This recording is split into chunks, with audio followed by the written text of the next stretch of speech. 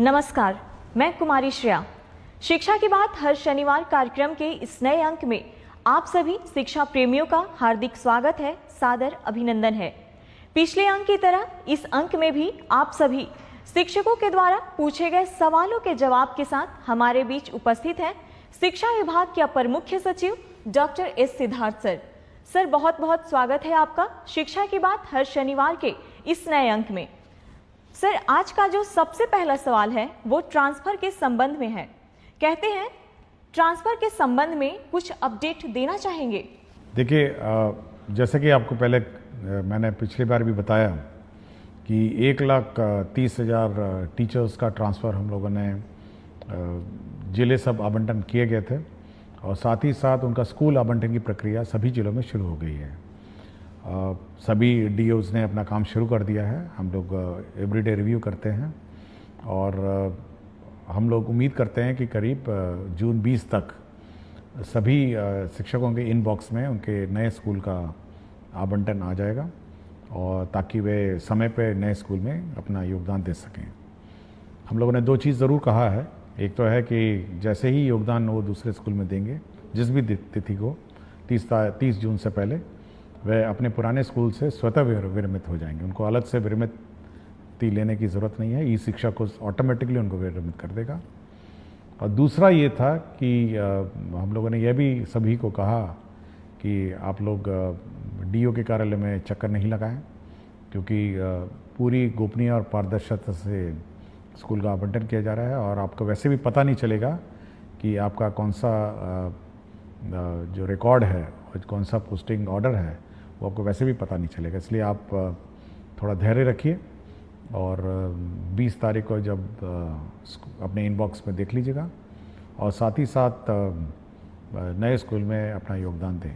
तो ये हम लोगों ने ऑलरेडी कहा है। और ट्रांसफ़र पोस्टिंग में ज़्यादा चिंता मत करिए। आप लोग अपना छुट्टी मनाइए, अपने छुट्टी पे जाइए, छुट्टी मनाइए और अपने परिवार के साथ समय बिताइए।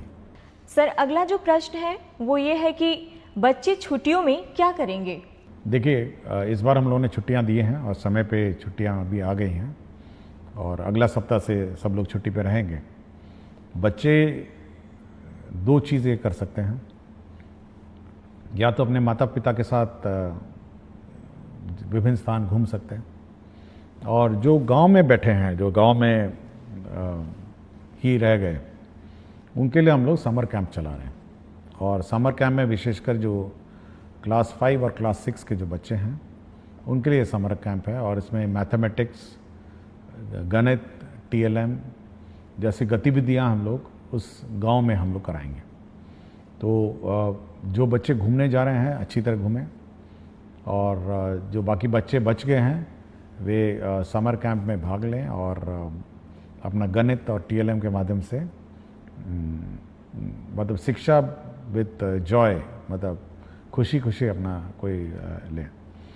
दूसरा है कि हम लोगों ने, आपको जानकारी होगा, हम लोगों ने होमवर्क भी सभी कक्षाओं के लिए वेबसाइट में डाला है और सभी स्कूल के जो टीचर्स हैं वो डाउनलोड करके बच्चों को अपना होमवर्क लिखवाएंगे। तो जब भी आपको समय मिले तो बच्चे अपना होमवर्क करें और अभिभावक से अनुरोध है कि वे बच्चों को अपना होमवर्क करने में मदद करेंगे। सर, एक शिक्षिका हैं प्रियदर्शिनी नवादा से, कहती हैं छात्रों को गर्मियों की छुट्टी में दिए गए गृह कार्य को लेकर क्या विभाग द्वारा कोई अभिभावकों के लिए वीडियो या ऑडियो संदेश या व्हाट्सएप मैसेजिंग सामग्री साझा की जाएगी जिससे वे सही ढंग से मार्गदर्शन कर सकें? देखिए, हम लोगों ने चिट्ठी दी है और ऐसा कोई हम लोग वीडियो मैसेजेस नहीं देंगे। मेरा इतना ही है कि जो अभिभावक हैं, क्योंकि अब 24 घंटे बच्चों के साथ अभिभावक रह पाएंगे, तो एक पढ़ाने की आदत उनको पड़ी होनी चाहिए, मतलब बच्चों को। और हम लोगों ने जो चिट्ठी में लिखा है कि अगर घर पे हैं तो एक पढ़ने का स्थान वो निर्धारित करेंगे जहाँ पर बच्चे बैठ के पढ़ेंगे, या तो टेबल चेयर या चटाई पे, और एक वातावरण उस प्रकार का घर पे बनाएंगे जहाँ पे बच्चे एक कोने में बैठ के पढ़ें। थोड़ा पोस्टर्स लगाएं, गणित के पोस्टर्स लगाएं और चार्ट पेपर लगाएं, ये सब थोड़ा वातावरण बने। तो जो बच्चे घर पे हैं, हम चाहते हैं कि एक पढ़ने की ललक माता पिताओं के साथ बैठ के हो उसकी, और ये लर्निंग प्रोसेस जो है उसको और रुचिकर बनाने की कोशिश करें, ताकि जब वे स्कूल में बाद में आएँ तो एक पढ़ने की ललक उसमें हो और एक पढ़ने की आदत हो, और बच्चे खेलें कूदें। मतलब छुट्टी का समय है, बरसात भी आई गई है, तो बच्चे अपना खुशी मनाएंगे। और जो बच्चे माता पिताओं के साथ घूमने गए हैं तो अपने जहाँ जहाँ स्थल गए हैं वहाँ पे लर्न करेंगे और सीखेंगे। हम लोगों ने होमवर्क भी इसी प्रकार दिया है कि जब आप बाहर जाएंगे तो किस प्रकार के गतिविधि और किस प्रकार की चीज़ें ऑब्ज़र्व करेंगे, और उसका आप रूपरेखा अपने होमवर्क में लिखेंगे। तो जब लौटेंगे तो आपका होमवर्क टीचर देखेंगे, चेक करेंगे, और आपने क्या आनंद और क्या आपने खेल कूद किया है इसके बारे में पूछेंगे। तो ये खुशी का माहौल होना चाहिए माता पिताओं के साथ, टीचर्स के साथ, अब बच्चों के साथ, कि वे छुट्टी मनाएं। सर अगला प्रश्न है कि नमस्कार सर मैं एक डाइट व्याख्याता हूँ। सर हम लोगों की छुट्टी से संबंधित अक्सर अलग अलग आदेश निकाले जाते हैं और उस आदेश के तहत हम लोगों को आर्थिक, शारीरिक के साथ साथ पारिवारिक समस्याओं का सामना करना पड़ रहा है। जैसे 3 दिन से अधिक की छुट्टी प्राचार्य स्तर से नहीं बल्कि निदेशक महोदय के स्तर से होगी। सर हम लोग मानसिक उत्पीड़न से गुजर रहे हैं, कृपया समाधान करने की कृपा करें। देखिए, अभी कुछ दिन पहले जो SCRT के डायरेक्टर ने पूछा कि सर स्कूलों में तो बंद है, क्या हम लोग ट्रेनिंग समर वेकेशन में कराएं नहीं कराएं। तो मैंने उनसे स्पष्ट कहा कि जब सब स्कूल बंद हैं, सब टीचर्स बाहर हैं, तो आप किस चीज़ का ट्रेनिंग कराएंगे।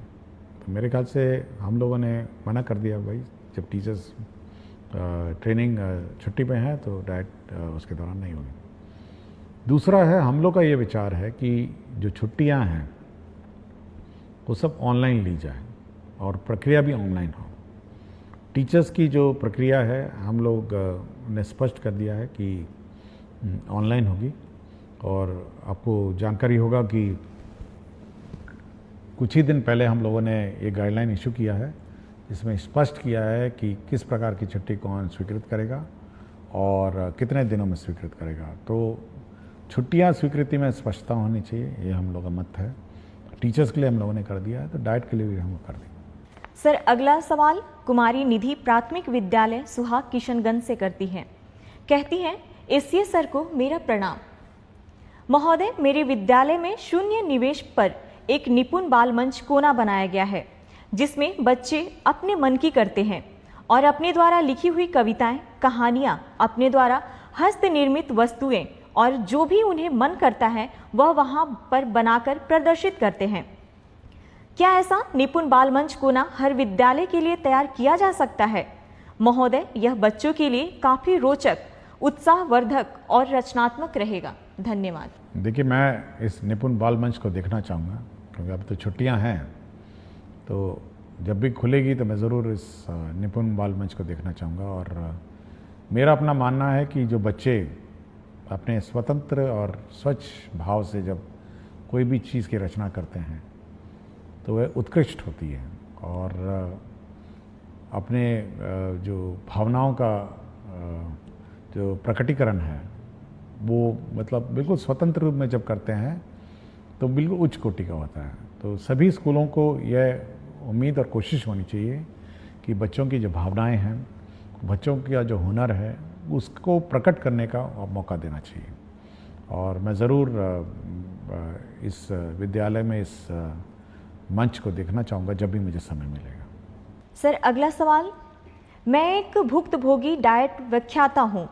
सर मुझे जानना है कि एक शिक्षक या व्याख्याता कितने घंटे तक बिना थके पूरी ऊर्जा के साथ पठन पाठन का कार्य निर्बाध रूप से जारी रख सकते हैं। सर हम लोग सुबह 8 बजे से प्रशिक्षण शुरू करते हैं और 6:30 तक ये चलता रहता है। सर विगत कुछ वर्षों से इस तरह का थकाऊ, उबाऊ और नीरस प्रशिक्षण देते देते हम लोग ऊर्जा विहीन हो चुके हैं। कृपया मार्गदर्शन देने की कृपया करें। देखिए, बड़ी चिंता का विषय है। मैंने और मेरा अपना मत है कि जो भी टीचर है जब तक वो एंजॉय नहीं करेगा अपना टीचिंग प्रोसेस को तो कुछ नहीं डिलीवर करेगा, खड़ा रहेगा, रूटीन वे में कुछ पढ़ाएगा। तो हम लोग की कोशिश है कि फर्स्ट हाफ में रीडिंग राइटिंग और ये सब जो भारी भड़कम टीचिंग है वो होनी चाहिए, और सेकंड जो पार्ट है जो लंच के बाद है उसमें रोल प्लेज होना चाहिए कि टीचर को कैसे पढ़ाना है, स्टूडेंट्स को कैसे इंटरेक्ट करना है। तो हम एक बार फिर से इसको रीलुक करेंगे छुट्टियों में कि कैसे पाठ्यक्रम पढ़ाए जाए, क्योंकि हेवी पाठ्यक्रम पढ़ा के आप डिलीवर नहीं कर सकें। और हम लोग का उद्देश्य जो है बेसिकली डाइट का वो सब्जेक्ट पढ़ाना नहीं है। हम लोग का उद्देश्य यह है कि बच्चे कैसे पढ़ाया जाए, बच्चे अध्ययन कैसे करेंगे और बच्चों का जो एक्टिविटी है वो कैसे हो, इस पर ज़्यादा ध्यान है। नॉट कि बैठ के फिजिक्स पढ़ाएं, केमिस्ट्री पढ़ाएं, ये हम लोग का काम नहीं है। इसलिए इसको एक बार डिज़ाइन करेंगे, और जब भी समर वेकेशन के बाद डाइट और एससीईआरटी के कोर्सेज शुरू होंगे तो एक नए लुक में हम लोग इसको लॉन्च करेंगे। सर, एक शिक्षक हैं संजय यादव, उत्क्रमित मध्य विद्यालय कोडरा हाता, हथवा, गोपालगंज से, कहते हैं, महोदय, आपके द्वारा अभिभावक शिक्षक संगोष्ठी के लिए एक कैलेंडर जारी किया गया है। अभी से पूर्व भी संगोष्ठी का आयोजन कई मर्तबा किया जा चुका है, पर संगोष्ठी से संबंधित प्रधानाध्यापक और प्रभारी प्राचार्य के नाम से जो पत्र कल के डेट में आपकी तरफ से निर्गत हुआ है वह हमें यह सीख देती है कि किसी आयोजन अथवा मौका को अत्यंत महत्वपूर्ण कैसे बनाया जाता है। क्या इस मौके पर हम अपनी कक्षाओं के बच्चों का मासिक मूल्यांकन रिपोर्ट अभिभावकों को बता सकते हैं ताकि हमारे बच्चे का अपडेट अभिभावकों को मिल सके? देखिए, आज शनिवार है और आज छुट्टी से पहले संगोष्ठी के लिए संबंध में मैंने पत्र लिखा था। इसमें देखिए, ये जो पेरेंट टीचर मीटिंग है ये बहुत महत्वपूर्ण मीटिंग है, और इसमें इसीलिए मैं इसको बहुत महत्वता देता हूँ और इसीलिए मैं अपने दस्तखत से इसको निर्गत करता हूँ। देखिए, इसमें बच्चों का क्या प्रोग्रेस रहा है यह टीचर को बताना होता है। जो क्लास टीचर होती है उसको बताना होता है कि आपका बच्चा ठीक है, आपका बच्चा पढ़ाई में थोड़ा कमज़ोर है, घर पे पढ़ाइए। उसके प्रोग्रेस के बारे में पेरेंट्स को बिल्कुल स्पष्ट होना चाहिए। मैथ्स का, फिजिक्स का, रीडिंग है, सब है। तो ये बिल्कुल बहुत ही महत्वपूर्ण है, और अगर यदि बच्चा समय पे स्कूल नहीं आता है तो माता पिताओं को उसको बोलना भी पड़ता है। तो ये एक बहुत ही इम्पॉर्टेंट फोरम है जहाँ पे माता पिता के साथ टीचर इंटरेक्ट करते हैं, बच्चे के शैक्षणिक कार्यों के बारे में चर्चा करते हैं। देखिए, स्कूल में तो टीचर गाइड करते हैं, लेकिन घर पे माता पिता गाइड करते हैं, और एक बहुत महत्वपूर्ण गाइड करने का एक माध्यम है। इसलिए माता पिता को भी पता होना चाहिए कि उनका बच्चा क्या कर रहा है, स्कूल में कैसी पढ़ाई कर रहा है, क्या उसकी रुचि है। तो ये बहुत महत्वपूर्ण कार्य है। और हम लोगों ने आज जो लास्ट पेरेंट टीचर मीटिंग है छुट्टी से पहले, वह इसीलिए किया कि बच्चों को पता होना चाहिए कि स्कूल ने उनको होमवर्क दिया। हो सकता है माता पिता को नहीं पता चले कि आज होमवर्क भी दिया है, या पेरेंट्स को क्या करना है, समर कैंप के बारे में वो जानकारी देंगे, और पेरेंट्स को क्या छुट्टियों में बच्चों के साथ करना है इसके बारे में गाइड करने के लिए ही आज जो पेरेंट टीचर मीटिंग का आयोजन किया जा रहा है। तो वो इसी का महत्वपूर्ण एक अंश है। सर, अगला सवाल रवि शंकर दास, यूएमएस खरुधा प्रखंड, ठाकुरगंज, जिला किशनगंज से करते हैं। आदरणीय एससीए सर, हमारे विद्यालयों में प्रत्येक शनिवार को जिस प्रकार बैकलेस सैटरडे में विभिन्न प्रकार के एक्टिविटीज को शामिल किया गया है उसमें योग को भी समाहित करने की कृपा की जाए, जिससे हमारे बच्चों को योग का लाभ प्राप्त हो सके। देखिए, बैकलेस सैटरडे में कुछ तो हम लोग फिक्स आइटम्स हैं, कुछ तो हम लोगों ने ये जारी कर दिया है, और आप वेबसाइट में नया बैकलेस सैटरडे के गाइडलाइंस देख सकेंगे। इसके अलावा स्कूल पर ये हम लोगों ने छूट दी है कि योग करें या जो भी सिखाना चाहे, क्योंकि अगर हम लोग कंपलसरी कर देंगे यह संभावना है कि वहाँ लोकल टीचर नहीं मिलेंगे। तो यह स्कूल पे छोड़ दिया गया है कि इसके अतिरिक्त जो करना चाहें और जो एक्टिविटी करना चाहें तो वो कर सकते हैं। और योग बहुत अच्छी बात है और बहुत सारे स्कूल कराते भी हैं। तो बैकलेस सैटरडे में बिल्कुल फ्रीडम है, जो करिकुलम है उसके अतिरिक्त है। डिज़ास्टर पे बात होती है, संगीत के बारे में बात होती है, स्पोर्ट्स के बारे में बात होती है, और बच्चे को जो की चीज़ रुचि और जो क्यूरोसिटी है उसके बारे में बात होती है। इसलिए हम लोग बिल्कुल छूट दी हुई है, ये बिल्कुल टाइड अप सैटरडे नहीं है कि यही करना है और इसी पर काम करना। सर, एक शिक्षिका है बेबी कुमारी गोनवा पोवारी उच्च विद्यालय से, कहती हैं सर क्या हर महीने होने वाली अभिभावक शिक्षक संगोष्ठी के लिए कोई एकीकृत रिपोर्टिंग प्रारूप या पोर्टल विभाग उपलब्ध कराएगा जिससे सभी विद्यालय एक समान रूप से रिपोर्ट भेज सके? देखिए, इतना रिपोर्ट अगर आने लग जाए तो हम लोग का तो विभाग बिल्कुल का सर चकरा जाएगा, और ज़्यादा रिपोर्ट हम लोग को चाहिए भी नहीं। हम लोग देखिए, हम लोग ये उम्मीद करते हैं कि अभिभावक और जो शिक्षकगण उस स्थानीय स्तर पर समस्याओं का समाधान करेंगे, स्थानीय स्तर पर अपना हल निकालेंगे। अब हर चीज़ हम रिपोर्ट लेके, हर चीज़ हम अगर इकट्ठा करने लगे तो उसका कोई हल हम नहीं निकाल पाएंगे। हाँ, फीडबैक अगर आपके पास है कोई संगोष्ठी के बारे में कि कैसे अच्छा करना है या उसमें सुधार करना है, तब तो बात सही है, लेकिन हर चीज़ का रिपोर्ट हम नहीं ले सकते ना। ये हम चाहते हैं कि पेरेंट और स्टूडेंट और टीचर आपस में स्थानीय स्तर पर विचार करें और मामले का समाधान निकालें। सर, एक शिक्षिका है अंकिता दरभंगा से, कहती हैं सर कुछ स्कूलों में अभी भी कुछ बच्चों को अभ्यास पुस्तिकाएं नहीं मिली हैं, क्या इसके लिए एक तेज ट्रैक शिकायत निवारण प्रणाली बनाई जा सकती है जिससे हम संगोष्ठी से पहले यह सुनिश्चित कर सकें? देखिए, मैंने कहा था कि छुट्टियों से पहले सभी किताबें मिल जाएं, और अगर मिली नहीं तो मैं ऑब्वियसली संबंधित में कार्रवाई करूँगा। मैंने बहुत स्पष्ट कहा था, और ये कहा था कि बच्चे छुट्टियों से जाने से पहले किताब लेके जाएंगे और पढ़ेंगे। एक बार हम लोग रिव्यू करेंगे अभी, क्योंकि छुट्टियाँ हैं, कि किस किस को किताबें नहीं मिली और किस कारण से नहीं मिली। लेकिन ये यदि नहीं मिली है तो बड़ा चिंता का विषय है। मैं पहले भी बोल चुका हूँ, और पिछली बार भी मैंने कहा, एक बच्चे ने किताबों के बारे में चर्चा भी की थी, तो अगर नहीं मिली तो मैं इस पर एक बार समीक्षा करूँगा और देखेंगे, इसको कोई रिजॉल्व करने की कोशिश करूँगा। और अगर कोई इशू होगा तो हम लोग कोशिश करेंगे कि अब तो टीचर तो है नहीं, तो बच्चों को आइडेंटिफाई करना भी मुश्किल है, तो एटलीस्ट जो छूट गए हैं, जिस दिन स्कूल खुलेगा वहाँ पर उस किताबें रखी रहेंगी। सर, अगला सवाल है, सर पीटीएम के लिए निर्गत पत्र अत्यंत शानदार है।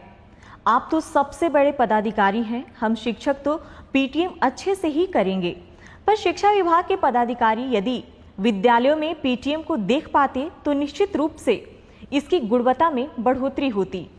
देखिए, पीटीएम के बारे में हम लोगों ने ज़रूर आंकड़े मांगे हैं कि कितने बच्चे आए थे, कितने माता पिता आए थे और क्या चर्चा हुई थी। तो एक गूगल शीट हम लोगों ने निदेशक के माध्यम से हम लोगों ने निर्गत किया है, तो उतना डेटा तो हम लोग को आ ही जाएगा कि कितने माता पिता पेटीएम आए थे और क्या हुआ था। मैंने जैसा कहा, देखिए हर चीज़ को अब हम लोग इतनी क्षमता भी नहीं है कि इतनी बड़े 77,000 स्कूल में पीटीएम हो रहा है तो मॉनिटरिंग है। बट हाँ, फ़ोटो है उसमें, आपके पीटीएम का फ़ोटो है कि सच्ची में पीटीएम हुआ था या नहीं हुआ था, ये सब रिकॉर्ड्स है। और मैं चाहता हूँ कि कुछ ज़्यादा मतलब मॉनिटरिंग, इतनी मॉनिटरिंग मत करवाइए कि मतलब व्यवस्था में हम कन्फ्यूजन में हो जाएं। टीचर्स और स्टूडेंट और पेरेंट्स अपनी कोई व्यवस्था करवाइए और इस व्यवस्था को अपने संचालन कराइए। सर, अगला सवाल आशीष कुमार विद्यालय प्राथमिक विद्यालय तिरसकुंड जिला अररिया से, कहते हैं सरकारी विद्यालय में विद्यालय अभिभावक गोष्ठी एक बहुत ही सकारात्मक पहल है। जिस प्रकार टीचर ऑफ द मंथ का पुरस्कार विभाग द्वारा दिया जाता है, विद्यालय भी हर गोष्ठी में एक बेस्ट परफॉर्मेंस देने वाले बच्चों के अभिभावक को सम्मानित करे और वर्ष के अंत में सभी गोष्ठी में सबसे अधिक सक्रिय अभिभावक को सम्मानित करे तो इस कार्यक्रम में और अधिक सक्रियता बढ़ सकती है। देखिए, हर स्कूल का अपना विद्यालय संचालन समिति है और हम चाहेंगे कि उस विद्यालय संचालन समिति है, जो कमिटी है, उसमें जो अभिभावक हैं वही सदस्य रहते हैं और थोड़ा बढ़ चढ़ कर अपना योगदान देंगे। हम लोगों ने टीचर्स ऑफ द मंथ का कॉन्सेप्ट लाए थे कि हर टीचर को हम लोग पुरस्कृत मेरे दस्तखत से जाता है।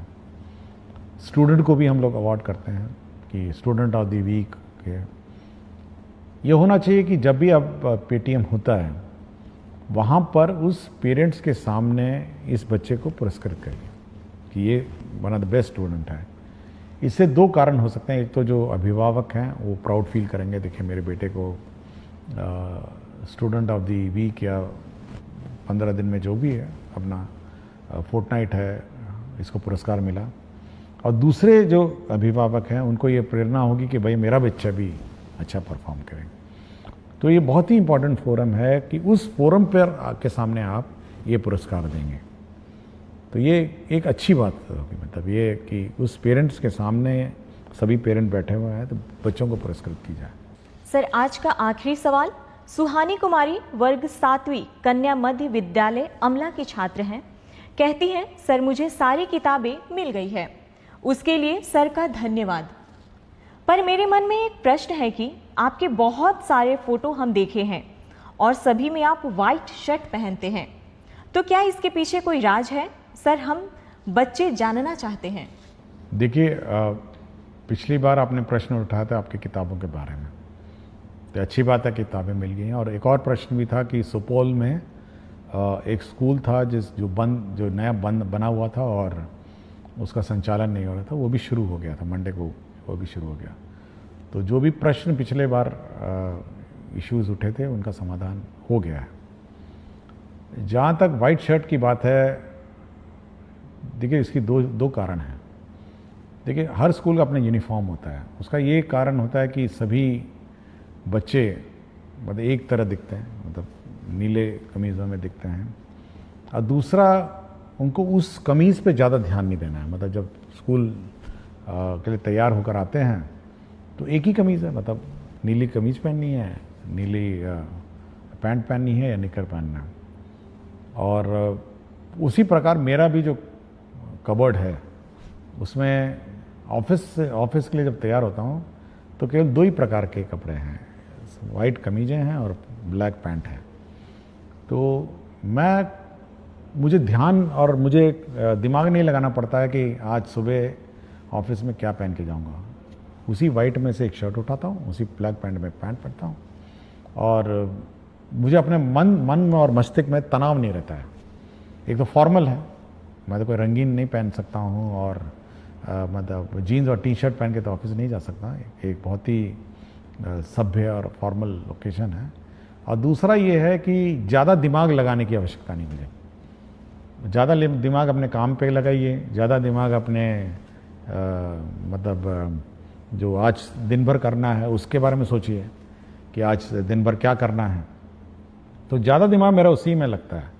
और जब मैं नहाता हूँ तब सोचता हूँ कि आज दिन भर का क्या काम है, उसको रिवाइज़ करता हूँ कि ऑफिस जाऊँगा तो ये करूँगा, फिर 11 बजे ये करूँगा, 12 बजे ये करूँगा, 12:30 इन लोगों को मैंने समय दिया है और 1 बजे 1:30 बजे मैं खाना खाने आऊँगा, फिर 3 बजे ये करूँगा। तो पूरा रिवाइज़ होता है, एक पूरा प्रक्रिया। जब मैं तैयार हो रहा था तो पूरा मेरा दिनचर्या बिल्कुल रिवाइज़ होता है, मेरे दिमाग में बैठा रहता है। मुझे कभी भी एंगेजमेंट पैड देखने की ज़रूरत नहीं है कि आज दिन भर मुझे क्या करना है। और पूरा कंठस्थ याद रहता है कि शाम 7 बजे 8 बजे आज किसी की शादी में जाना है, आज किसी के सालगिरह में जाना है, ये भी नपा तुला रहता है। तो इसलिए ये दिमाग बिल्कुल नहीं लगाना पड़ता मुझे। और कमीज और पैंट और शर्ट में मैं ज़्यादा दिमाग नहीं लगाता। वाइट शर्ट और ब्लैक पैंट यही दो है जो मैं ऑफिस पहन के जाता हूँ। इसके अंदर मैं कोई रंग नहीं पहनता हूँ। इसलिए मैं बच्चों को भी कहता हूँ अपना यूनिफॉर्म पहनिए, सभी लोग यूनिफॉर्म पहनिए, सब इज्जत से दिखेंगे और ज़्यादा माथापच्ची नहीं है। कभी कभी मैं देखता हूँ बच्चे यूनिफॉर्म नहीं पहनते, कोई रेड टी शर्ट पहना हुआ है, कोई वाइट टी शर्ट पहना हुआ है, तो एक तो भिन्नता हो जाती है ना स्कूल में, एक जैसे दिखते नहीं हैं, समानता नहीं है स्कूल में।